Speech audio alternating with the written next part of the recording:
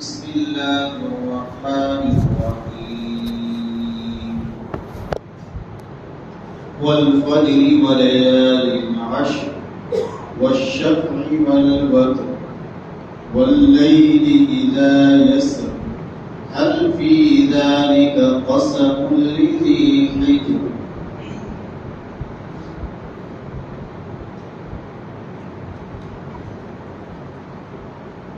یہ سورت شریفہ مکی سورتوں میں سے ہے، بڑی ہی اہم سورت ہے۔ اس سورت کا نام سورت الفجر،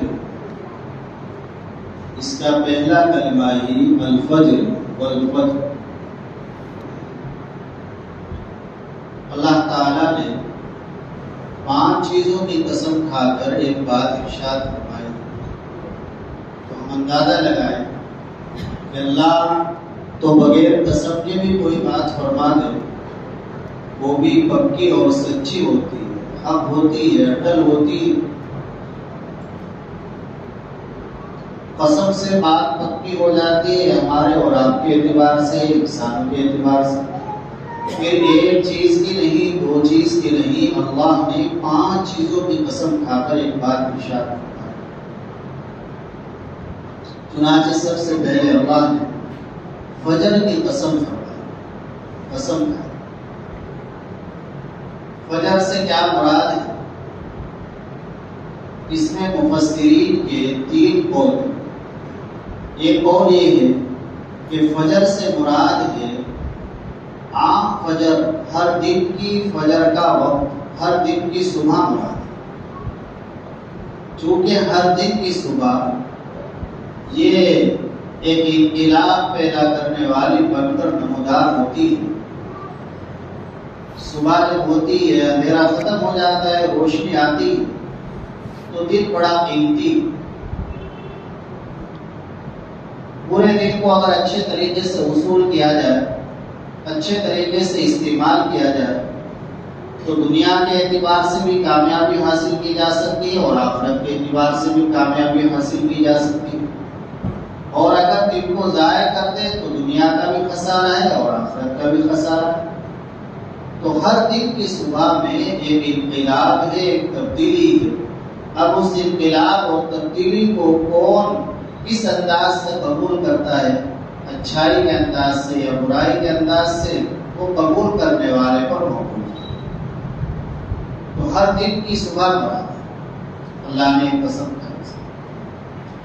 اور بعض مفسرین کی رائے یہ ہے کہ عام صبح مراد نہیں بلکہ خاص صبح مراد ہے، خاص دن کی صبح مراد ہے۔ پھر کون سے دن کی صبح مراد ہے؟ ایک قول یہ ہے کہ 10 ذی الحجہ کی صبح مراد ہے، یوم النحر کی صبح مراد ہے، اسے یوم النحر کہتے ہیں، قربانی کا دن، اس کی صبح مراد ہے۔ کیا خصوصیت ہے اس دن کی؟ بڑی خصوصیت ہے، قربانی کا دن ہے۔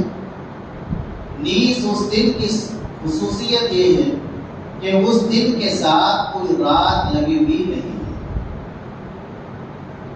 اسلامی اعتبار سے ہر دن کی رات پہلے آتی ہے، ہر دن کی رات پہلے۔ آج جو رات چل رہی ہے کل کی رات ہے، 2 محرم کی رات شروع ہوئی، 1 محرم پورے ہو گئی مغرب تک اور اب 2 محرم چل رہی ہے۔ وہاں ایسا نہیں ہے، یوم عرفہ کی 2 راتیں ہیں، ایک 8 ذی الحجہ کے بعد جو رات آ رہی وہ، اور ایک 9 ذی الحجہ کے بعد عرفے کے دن کے بعد جو رات آتی ہے وہ رات بھی عرفے میں ہی شامل ہے۔ چنانچہ اگر کوئی شخص دن میں وقوف عرفہ نہیں کر سکا، رات میں وقوف عرفہ کر لے تو رکن ادا ہو جائے، حاجی ہو جائے۔ یہی تو وجہ ہے کہ اگر وہ رات عرفے کے دن کے نہ ہوتی، 9 ذی الحجہ کے نہ ہوتی تو پھر حاجی نہ بنتا۔ تو یہ دن ایسا ہے، عرفے کا دن، یہ 2 رات والا ہے، اور قربانی کا دن ایسا ہے کہ اس کی کوئی رات نہیں، دن ہی دن کے، روشنی ہی روشنی ہے۔ تو اللہ نے اس کی قسم کی۔ حضرت ابن عباس رضی اللہ تعالی عنہما فرماتے ہیں کہ اس فجر سے مراد اسلامی سال محرم کی پہلی تاریخ کی صبح مراد ہے، جو آج تھی۔ عجیب اتفاق ہے، آج ہماری یہ صورت آئی اور عبداللہ بن عباس رضی اللہ تعالیٰ عنہما کے قول کے مطابق آج ہی کی صبح مراد اسلامی سال شروع ہو رہا ہے۔ ہمارا نیا سال شروع ہو رہا ہے، محرم سے شروع ہوتا ہے۔ ہمیں معلوم ہونا چاہیے، اس کا جاننا فرض کفایہ کے اسلامی تاریخ کا۔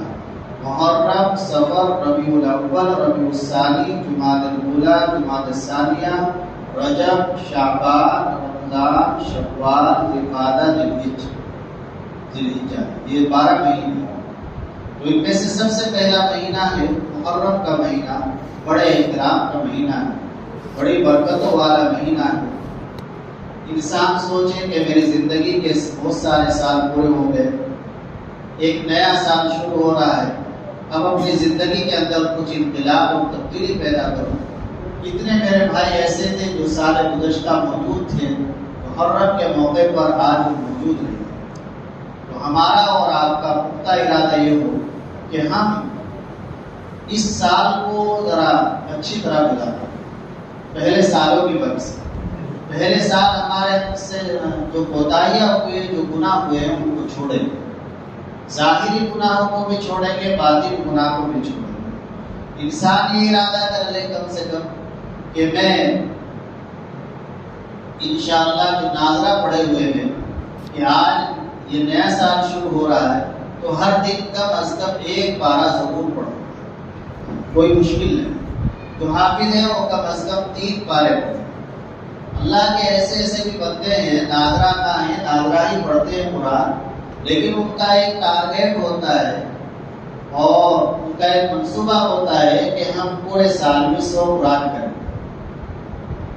ادھر نور بستی میں جانا ہوا تھا، مسجد ہے، اس میں مکتب چلتا ہے، قاری مہتاب صاحب، تو بہت سارے بچے پڑھتے ہیں۔ ایک بچہ حافظ ہوا، اس کے دادا ملے، 2-3 سال پہلے کی بات ہے۔ وہ کہنے لگے کہ الحمدللہ اس سال میرے 103 قرآن۔ میں نے کہا کیا مطلب؟ کہ میرا ایک ٹارگیٹ رہتا ہے کہ میں سال میں پورے 100 قرآن پڑھتا ہوں، تو 100 سے اللہ تعالیٰ ایک دو زائدے کرا دیتے ہیں، اس سال 103۔ میں نے کہا کیسے پڑھ لیتے ہو آپ؟ کہ بس میں تہجد میں اٹھتا ہوں، فجر سے پہلے ہو جاتے ہیں 3-4 بار، پھر فجر کے بعد پڑھتا ہوں، تھوڑا اپنا کھیتی باڑی دیکھ آتا ہوں، بوڑھے آدمی ہیں، کھیت میں چلے جاتا ہوں، اور اس کے بعد پھر 7-8 پارے کا اوسط روز کا آتا ہوں۔ تو دیکھو اللہ کے ایسے بندے میں قرآن کو پڑھنے کا ارادہ کریں، سنت و نوافل کا ارادہ کریں، اور ارادہ کریں کہ ہم انشاءاللہ کسی کو کوئی تکلیف، کوئی اذیت نہیں پہنچائیں گے، کسی کا کوئی حق نہیں دبائیں گے، اور جو حقوق ہمارے دل میں ہیں ان کی ادائیگی کی بھی کوشش اور فکر کرتے رہیں، اللہ سے بھی معافی مانگتے رہے، بندوں سے بھی معافی مانگتے رہیں۔ معلوم نہیں کب ہماری زندگی کا ایک چراغ بجھ جائے۔ خیر، یہ والفجر، تو ایک قول یہ بھی ہے کہ اس سے مراد محرم کی پہلی فجر اور پہلی صبح، ایک تو اللہ نے اس کی قسم کھائی، دوسرے قسم کھائی ہے ولیال عشر، اور ذی الحجہ کی 10 راتوں کی قسم۔ ذی الحجہ تو اس سے پہلا مہینہ تھا، بقرعید والا مہینہ، 12واں مہینہ اسلامی، تو اس کے جو شروع کے 10 دن ہیں وہ بھی بڑی فضیلت والے ہیں۔ اللہ کو ان دنوں کے اندر عبادت بہت زیادہ پسند ہے، نیک عمل بہت پسند ہے، تو اللہ نے ان 10 کی قسم کھائی۔ والشفع والوتر، اور جفت اور طاق کی قسم۔ جفت اور طاق سے کیا مراد ہے؟ اکثر مفسرین کی رائے تو یہی ہے، اور حدیث سے بھی اسی کی تائید ہوتی ہے، زیادہ راجح یہی ہے کہ شفع سے مراد ہے یوم النحر 10 ذی الحجہ، اور وتر سے مراد ہے 9 ذی الحجہ عرفے کا دن۔ اللہ نے خاص طور سے 2 دنوں کی قسم کھائی، اور بعض مفسرین فرماتے ہیں کہ شفع اور وتر، شفع اور وتر سے مراد، جفت اور طاق سے مراد نمازیں۔ نمازیں بعض تو ایسی ہیں جو جفت ہے 2 رکعت والی ہے، 4 رکعت والی، اور بعض ایسی ہیں جو طاق والی ہے، جیسے مغرب کی اور وتر کی نماز، مغرب کی اور وتر کی نماز۔ ایک تیسرا قول یہ ہے کہ شفع سے مراد ہے تمام مخلوق، اللہ کی جتنی بھی مخلوقات ہیں وہ سب کے سب جوڑا ہے۔ اللہ نے انسان کو جوڑا پیدا فرمایا، مرد و عورت، دن رات، جانوروں کے جوڑے اللہ نے بنائے، اندھیرا روشنی، جتنی بھی مخلوقات ہیں زمین و آسمان وہ سب کے سب جوڑے ہیں۔ اور بدر سے مراد ہے خود اللہ تعالیٰ، اللہ یکتا ہے، ایک ہے، اللہ کا کوئی جوڑا نہیں، اللہ کا کوئی شریک نہیں۔ واللیل اذا یسر، اور قسم ہے رات کی جب وہ جانے لگے، یہ رات کا چلے جانا یہ بھی تو اللہ کی بڑی قدرت ہے۔ حل فی ذلک قسم لذی حجر، کیا یہ تمام قسمیں عقل مند آدمی کے لیے کافی نہیں ہے؟ یقیناً کافی۔ اللہ نے جن چیزوں کی قسم کھائی ہے، ان دنوں کی، ان راتوں کی، ان دنوں اور ان راتوں کو مسلمان تو مقدس اور بابرکت سمجھتے ہی ہیں، ان کا تو عقیدہ ہے ہی، کافر بھی اس دور کے وہ ان کو مقدس اور بابرکت سمجھا کرتے ہیں۔ تو اس میں اشارہ ہے اس طرح کہ ان دن رات تو برابر سے نظر آتے ہیں، ان میں جو برکت آئی ہے، تقدس آیا ہے، یہ اللہ کے ڈالنے سے آیا ہے۔ تو اللہ کی قدرت کی یہ نشانیاں ہیں۔ تو ان سب چیزوں کی قسم کھا کر اللہ تعالیٰ کیا فرما رہے ہیں؟ اللہ یہ فرما رہے ہیں ان ربک لبالمرصاد۔ دو باتوں پر اللہ نے قسم کھائی، ایک تو یہ کہ تمام انسانوں کے اعمال کے اللہ نگراں ہیں، ہر انسان کو اس کے عمل کی جزا و سزا ملے، اچھے اعمال جو کر کے جائے گا اس کو اچھا بدلہ ملے گا، اور برے اعمال جو کر کے جائے گا اس کو اس کی سزا ملے گی۔ دوسری بات ان چیزوں کی قسم کھا کر یہ بیان فرمائی ہے کہ جرائم کی سزا اللہ تعالیٰ بعض مرتبہ دنیا میں بھی دے دیتے ہیں۔ چنانچہ اس کی مثال یہ ہے کہ اللہ نے قوم عاد، قوم سمود، قوم فرعون پر اللہ نے عذاب نازل کیا، یہ سب سزائیں دی۔ تو ہمیں اور آپ کو اپنے اندر سے غفلت دور کرنی چاہیے، اور اس بات کا ہر وقت استحضار رہے، اور ہر وقت یہ بات ذہن میں رہے کہ مجھے اللہ کے سامنے کھڑا ہونا ہے، اور اللہ تعالی جزا و سزا پر پورے طور سے قادر ہے۔ اچھے اعمال کی ہر انسان کو جزا ملے گی، برے اعمال کی سزا ملے گی، لہذا اچھے اعمال کرنے کی کوشش کرنی ہے، فکر کرنی ہے، اور برے اعمال سے ہمیں بچنا ہے۔ الحمد للہ رب العالمین، والصلاة والسلام علی سید الانبیاء والمرسلین وعلی آلہ وصحبہ اجمعین۔ ربنا ظلمنا انفسنا وإن لم تغفر لنا وترحمنا لنكونن من الخاسرين۔ ربنا آتنا في الدنيا حسنة وفي الآخرة حسنة وقنا عذاب النار۔ مولاي کریم یا اللہ، ہمیں قرآن مجید ہے، ہمیں اپنے تمام گناہوں کا اعتراف ہے، مولا اپنے رحمت سے ہمیں معاف فرما دیجیے۔ اس وقت تک کے تمام گناہوں کو معاف فرما دیجیے، آئندہ گناہوں سے بچنے کی توفیق نصیب فرما، گناہوں سے نفرت پیدا فرما، طاعات کی محبت نصیب فرما، اپنی رضا و خوشنودی نصیب فرما۔ یا اللہ اپنی کامل محبت نصیب فرما، یا اللہ اپنی کامل اطاعت نصیب فرما، اپنے رسول صلی اللہ علیہ وسلم کی کامل محبت، کامل اطاعت نصیب فرما۔ یا اللہ ایمانی روحانی جسمانی عافیت نصیب فرما۔ یا اللہ یہ اسلامی سال ابھی شروع ہوا ہے، یا اللہ اس سال کو پوری امت کے لیے، ہمارے پورے ملک کے لیے باعث خیر، باعث برکت بنا، ہر طرح کے شر سے، فتنے سے حفاظت فرما۔